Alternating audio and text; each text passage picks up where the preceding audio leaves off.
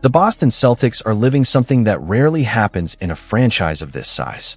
A true sabbatical year. A reset nobody asked for, but that might become the turning point for the entire future of the organization.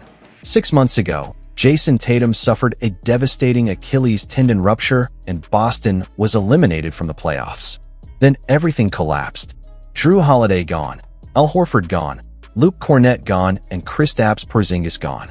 The season looked lost before it even began. Yet beneath the disappointment, there was strategy. And a strategy this bold demands attention. Before we continue, hit the like button, subscribe to the channel, and click the hype button because what is happening in Boston is much bigger than the scoreboard right now. Here are the facts. Boston went from a projected $20 million over the second tax apron to just $4 million above the first apron. That is an unbelievable turnaround in one summer. The front office saved approximately $238 million in luxury tax payments. But this goes far beyond money. Under the new collective bargaining agreement, staying below the second apron means avoiding brutal trade penalties and the freezing of future draft picks. In other words, the Celtics may be losing games now, but they are gaining flexibility faster than any contender in the league. And the timing could not be more calculated. Trade season unofficially begins December 15th, and Brad Stevens has quietly positioned the franchise to attack the market from multiple angles. Boston can go young and stack assets while Tatum and Jaylen Brown recover and reload. They can flip Derrick White for future capital if the front office believes this is a gap year with long-term payoff.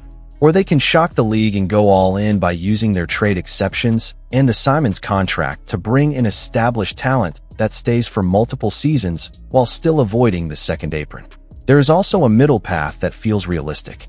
A low-risk season with minimal moves. Watching Jayson Tatum's recovery and evaluating whether this reset has already positioned the roster for a comeback next year. They are so close to dipping under the first apron that even a small transaction could complete the financial reset and open every tool of team building again. Sometimes the smartest move is patience. Sometimes the best way to win is to wait for the perfect opportunity rather than forcing one. The question now is not whether the Celtics have options. The question is which option they choose and how soon they are willing to act. A rebuilding tank would be bold. An aggressive win now push would be shocking.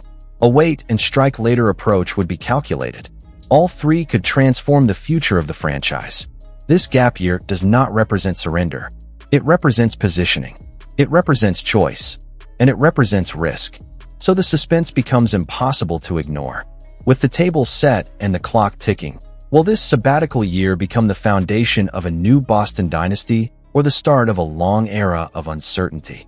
The Boston Celtics just received the update that nobody expected this early, and the reaction across the league is immediate.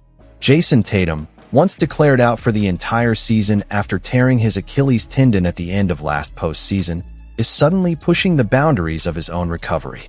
A year that was supposed to be about patience and rebuilding has taken a shocking turn. The franchise icon is not just rehabbing, he is accelerating. Running, jumping, and strength work in practice have now been confirmed on video, and nothing about his pace looks cautious. A player returning this quickly from such a devastating injury is usually preparing for one thing: a comeback before the season ends. What adds even more intrigue is the mental side. Tatum has been an Iron Man for Boston, almost never missing postseason games across his entire career. He has never dealt with anything remotely close to this. And yet, instead of stepping away and taking the safe route for the next year, he is attacking the rehab process quicker than most athletes ever dare.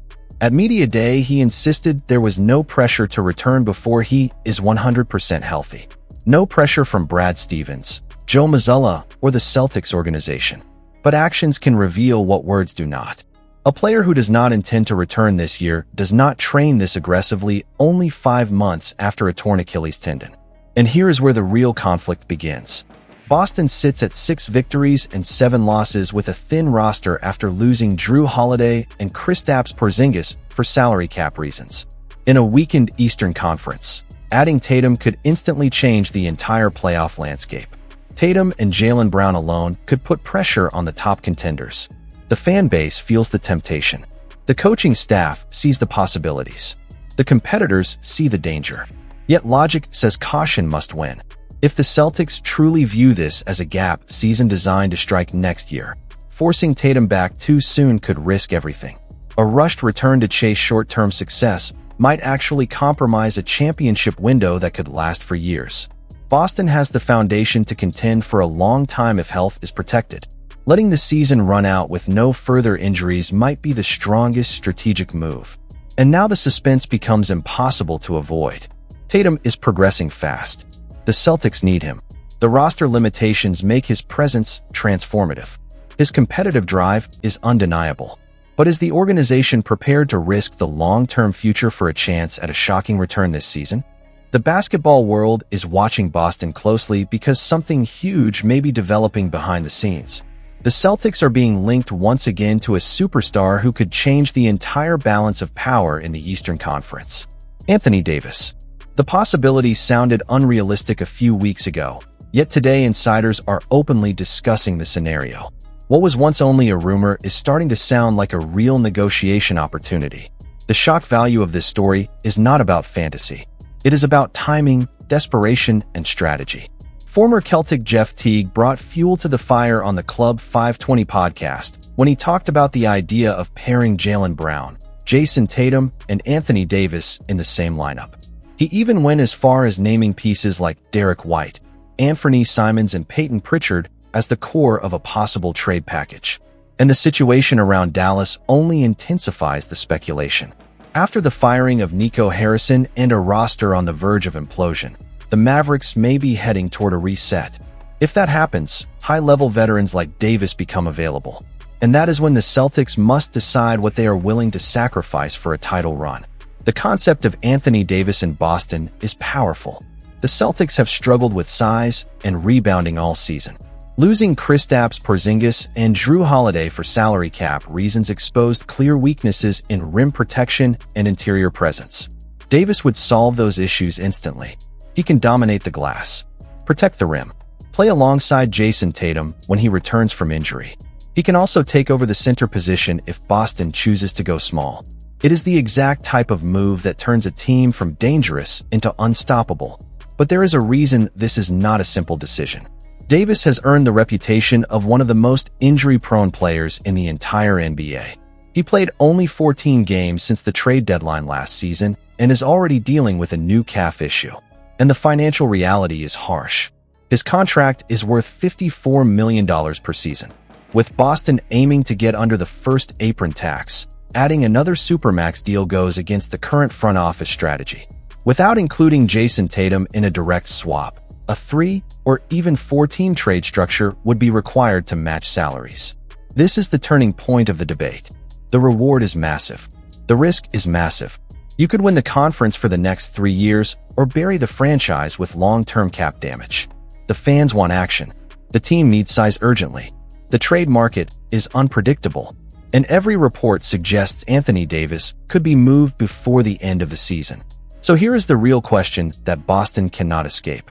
With the championship window open and weaknesses demanding an answer, should the front office take the risk of acquiring Anthony Davis right now, or walk away and watch another contender make the move first? Hit the like button, subscribe to the channel, and click the hype button so you do not miss the next update, because this story is far from over.